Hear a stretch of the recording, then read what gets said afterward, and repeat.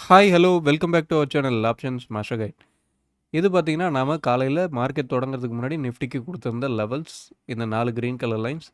இந்த லெவல்ஸ தாண்டி நாம சில விஷயங்கள் சொல்லியிருந்தோம். அதெல்லாம் நடந்திருக்கா இல்லையா அப்படின்றத செக் பண்ணி பார்ப்போம். மார்க்கெட் பார்த்தீங்கன்னா, ஓப்பன் பிரைஸ் 24,642 இந்த ஏரியால ஓப்பன் பண்றான். ஓப்பன் பண்ணி ஓப்பனுக்கும் லோவுக்கும் பார்த்தீங்க அப்படின்னா, ஒரு 7 பாயிண்ட் தான் டிஃபரெண்ட். ஓப்பனுக்கும் லோவுக்கும் 7 பாயிண்ட் தான் டிஃபரெண்ட். அதே மாதிரி காலையில ஓப்பனிங்கில பார்த்தீங்க அப்படின்னா, நாம குடுத்திருந்த அந்த S2 அந்த லெவலுக்கு கீழேயே தான் நின்னுட்டு இருந்திருக்கான். நாம நேத்து சொல்லியிருந்தது என்ன அப்படின்னா, இந்த லெவல்ஸ் எல்லாமே ஏடிஎம் ஸ்ட்ரைக்க பேஸ் பண்ணி தான் எடுத்திருக்கு. 24,850 அந்த ஸ்ட்ரைக்க பேஸ் பண்ணி தான் எடுத்திருந்ததா சொல்லியிருந்தோம். அந்த லெவல பேஸ் பண்ணி நம்ம S2 எடுத்திருக்கோம் அப்படின்னா, அந்த ஸ்ட்ரைக் நம்மளோட கால் புட்டோட ஆடட் பிரைஸ் என்ன அப்படின்னா ரூ. 118. அந்த 24,850 அந்த ஸ்ட்ரைக் அந்த புட்டோட ஸ்ட்ரைக் ரூ. 118க்கு அதிகமா ட்ரேட் ஆகுற வரை மட்டும்தான் மார்க்கெட்டால இந்த S2க்கு கீழவே நிக்க முடியும். நீங்க எக்ஸாக்ட்டா மார்க்கெட் நம்ம குடுத்திருந்த இந்த S2வ பிரேக் பண்ணியிருக்க இந்த லெவல இந்த கேண்டில்ல அந்த சார்ட்ட நீங்க செக் பண்ணி பார்த்தீங்கன்னா தெரியும். அவன் அப்பதான் இந்த 118 அப்படின்ற பிரைஸ பிரேக் பண்ணியிருப்பான். பிரேக் பண்ணி அந்த 118க்கு கீழ வந்திருப்பான். அந்த பிரைஸ அவன் பிரேக் பண்ணாத வரையும் தொடர்ந்து கீழ போறதோ, இல்ல இங்கேருந்து சைட்வேஸ் அந்த மாரியா தான் இருந்திருக்கும். ஆனா ஒன்ஸ் அந்த பிரைஸ பிரேக் பண்ணியிருக்கான். பிரேக் பண்ண உடனே அங்கேருந்து தான் மொமெண்டம் அப்படின்றதே ஸ்டார்ட் ஆகுது.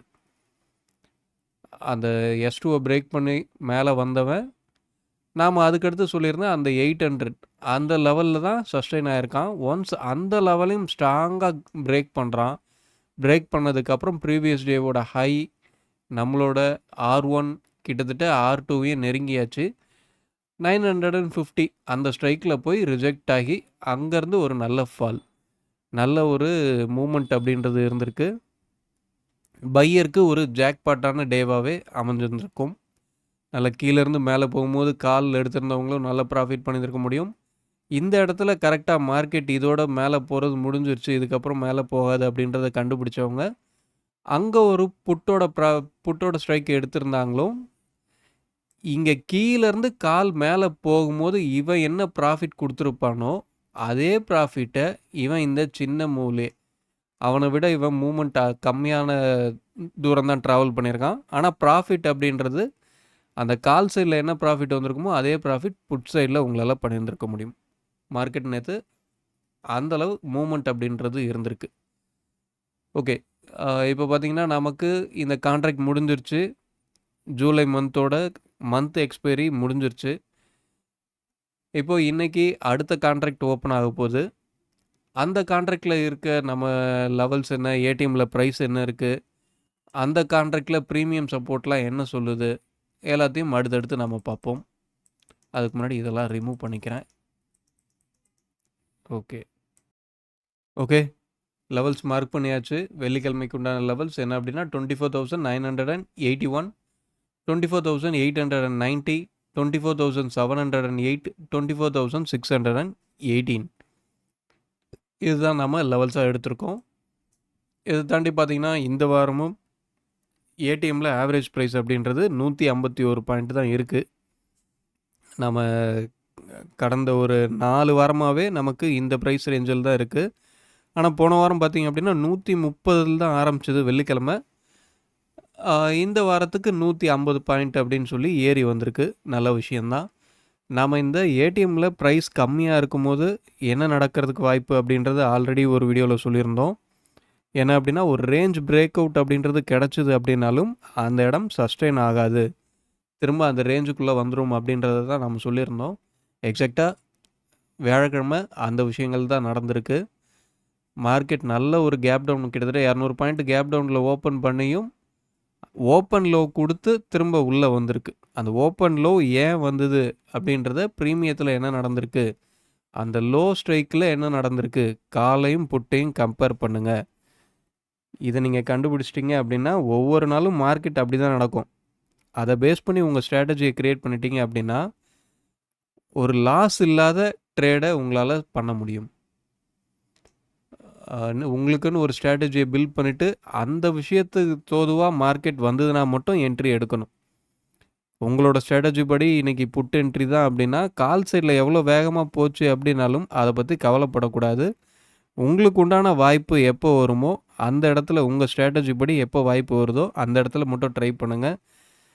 ஒரு என்ட்ரியை நாம் ஏன் எடுக்கிறோன்னே தெரியாமல் மார்க்கெட் மூவ்மெண்ட் ஆகுது அதனால் நான் என்ட்ரி எடுக்கிறேன் அப்படின்னு சொல்லி என்ட்ரி எப்பயுமே எடுக்காதீங்க.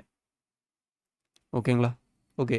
இதை தாண்டி இப்போது கரண்ட்டாக நாம் இந்த ஆகஸ்ட் மந்தோட ஃபஸ்ட்டு வீக்கு இந்த கான்ட்ராக்ட் தான் நம்ம ட்ரேட் பண்ண போகிறோம். இந்த கான்ட்ராக்டை பொறுத்தவரையும் ப்ரீமியம் அப்படின்றது என்ன சொல்ல வருது அப்படின்னா 900 24,900 இந்த ஸ்ட்ரைக்குக்கு மேலே நின்று ப்ரீமியம் சப்போர்ட் அப்படின்றது கிடைக்கிற பட்சத்தில் அப்சைடில் ஒரு நல்ல மூமெண்ட் கிடைக்கிறதுக்கு உண்டான வாய்ப்பு இருக்குது. அதே மாதிரி டவுன் சைட் பார்த்தீங்க அப்படின்னா 24,700 இந்த ஸ்ட்ரைக்குக்கு கீழே நின்று ப்ரீமியம் சப்போர்ட் அப்படின்றது கிடைக்கிற பட்சத்தில் டவுன் சைடில் நல்ல மூமெண்ட் கிடைக்கிறதுக்கு உண்டான வாய்ப்பு இருக்குது. இப்போ பார்த்தீங்க அப்படின்னா நமக்கு வியாழக்கிழமை ஹை டு லோ கிட்டத்தட்ட 300 பாயிண்ட்டுக்கும் அதிகமாக இருக்குது. 300 பாயிண்ட்டுக்கும் அதிகமாக இருக்குது. மார்க்கெட் கிட்டத்தட்ட பார்த்தீங்கன்னா அந்த ஹைக்கும் லோவுக்கும் நடுவில் தான் கிட்டத்தட்ட வந்து க்ளோஸ் ஆகிருக்கு. இப்போது வெள்ளிக்கிழமை நம்மளுக்கு ஓப்பனிங் எங்கே கிடைக்குது அப்படின்றத செக் பண்ணிக்கோங்க. முதல் நாளோட ரேஞ்ச் அதிகமாக இருக்குது அப்படின்ற பட்சத்துலேயே மார்க்கெட்டில் பெரும்பாலும் என்ன நடக்கும் அப்படின்னா அந்த ரேஞ்ச் பிரேக் அவுட் அப்படின்றது நடக்கிறது வாய்ப்பு கொஞ்சம் கம்மியாக தான் இருக்கும். எப்போவுமே ப்ரீவியஸ் டே ரேஞ்சுக்குள்ளவே ஓப்பன் பண்ணி ப்ரீவியஸ் டேவோட ஹையுக்கும் லோவுக்கும் நடுவிலே முடிக்கிறதுக்கு உண்டான வாய்ப்பு அப்படின்றது அதிகமாக இருக்குது. அந்த மாதிரியான சூழலில் ப்ரீமியம் டிகே அப்படின்றது ரொம்ப ஈஸியாக நடக்கும். அதை எப்படி நீங்கள் பார்க்கணும் அப்படின்னா கண்டுபிடிச்சிக்கலாம் அப்படின்னா கால் புட்டு 2 பேருமே ப்ரீவியஸ் டே க்ளோஸ் ப்ரைஸ்க்கு கம்மியாக ட்ரேட் ஆகும். ஏடிஎம் ப்ரைஸ் எங்கே இருக்கோ அந்த ஸ்ட்ரைக் காலும் புட்டும் அவங்களோட ப்ரீவியஸ் டே க்ளோஸ் ப்ரைஸை விட கம்மியாக ட்ரேட் ஆவாங்க. 2 பேருமே ஒரே நேரத்தில் கம்மியாக ட்ரேட் ஆகிறாங்க அப்படின்னா மார்க்கெட் டிகேல இருக்குது அப்படின்றது தான் மீனிங். அந்த டிகே முடிஞ்சதுக்கப்புறம் தான் ஒரு மொமெண்டம் வரும். அந்த டிகே நடந்துக்கிட்டு இருக்கும்போது பையருக்கு அங்கே வேலையே கிடையாது. அது செல்லரோட மார்க்கெட்டாக இருக்கும். ஸோ பையர்ஸ் அந்த இடத்துல அவாய்ட் பண்ணணும். அதே மாதிரி ஒரு ஸ்ட்ரைக் ஓப்பனுக்கு கீழே இருக்கா இல்லை ப்ரீவியஸ் டேக்கு கீழே இருக்கா, ப்ரீவியஸ் டே க்ளோஸ் ப்ரைஸ்க்கு கீழே இருக்கா, இந்த விஷயங்கள்லாம் செக் பண்ணிக்கோங்க. இதெல்லாம் பார்க்குற பட்சத்தில் ஆப்பனண்ட் எந்தளவு ஸ்ட்ராங்காக இருக்கான் அப்படின்றத உங்களால் தெளிவாக புரிஞ்சிக்க முடியும். எப்போவுமே நிறைய தடவை பார்த்துருப்பீங்க ஒரு வெள்ளிக்கிழமை மார்க்கெட்டில் நல்ல மூமெண்ட் கிடைக்கிறதுக்கு அதிகப்படியாக கிடச்சிருந்துருக்கோம். அதெல்லாம் ஏன் நடக்கும் அப்படின்னா முதல் நாள் எக்ஸ்பைரி முடிஞ்சிடும்.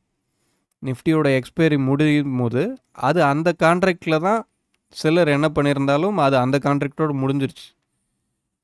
அடுத்து அந்த ஃப்ரெஷ்ஷாக ஓப்பன் ஆகிற கான்ட்ராக்டில் அந்த கான்ட்ராக்ட் அதுக்கு முன்னாடி ஒரு வாரம் என்ன பண்ணியிருந்தது அதை பேஸ் பண்ணி தான் வெள்ளிக்கிழமைக்கு உண்டான மூமெண்ட் அப்படின்றதே ஆரம்பிக்கும். இன்றைக்கி பொறுத்தவரையும் மார்க்கெட் 700க்கு கீழே க்ளோஸ் ஆகிருந்தது அப்படின்னா எடுத்த உடனே ஒரு நல்ல மொமெண்டத்துக்குள்ளே போகிறதுக்கு உண்டான வாய்ப்பு அப்படின்றது இருந்திருக்கும். ஆனால் இப்போ பார்த்திங்கன்னா நமக்கு க்ளோசிங் அப்படின்றது 768 கிடச்சிருக்கு.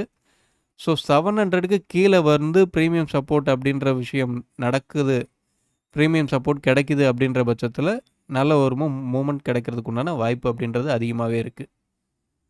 இந்த விஷயத்தெலாம் ஃபாலோ பண்ணுங்கள். இந்த லெவல்ஸ் எதுவுமே பை செல் பண்ணக்கூடிய ரெக்கமெண்டேஷன் கிடையாது. நாம் எப்போயுமே சொல்கிற மாதிரி நம்மளோட ஃபுல் கோர்ஸ் எடுக்கிறவங்களுக்கு நாம் சொல்கிற விஷயமே அதுதான். இந்த லெவல்ஸ் எல்லாமே ஒரு ரெஃபரன்ஸ் பாயிண்ட்டு தான். எங்கே பை பண்ணணும் எங்கே செல் பண்ணணும் அப்படின்றது லைவ் மார்க்கெட்டில் ப்ரீமியம் எப்படி ட்ரேட் ஆகுது அதை பொறுத்து தான் அமையும். நீங்கள் ஒரு கோடை போட்டுட்டு அந்த கோடுக்கு மார்க்கெட் ரெஸ்பாண்ட் பண்ணும் அப்படின்னு சொல்லி நினச்சிக்கிட்டு இருக்காதீங்க. ரெஸ்பாண்ட் பண்ணணும் அப்படின்னா என்ன நடந்தால் அது ரெஸ்பாண்ட் பண்ணும், அதை அண்டர்ஸ்டாண்ட் பண்ணிக்கோங்க. பிளைண்டாக ஒரு கோடை போட்டு ட்ரேட் பண்ணாதீங்க எப்பயுமே. ஓகே, வீடியோ பிடிச்சிருந்தா லைக் பண்ணுங்கள். ஆப்ஷன் ட்ரேடிங் பண்ணுறவங்க நண்பர்களுக்கு ஷேர் பண்ணுங்கள்.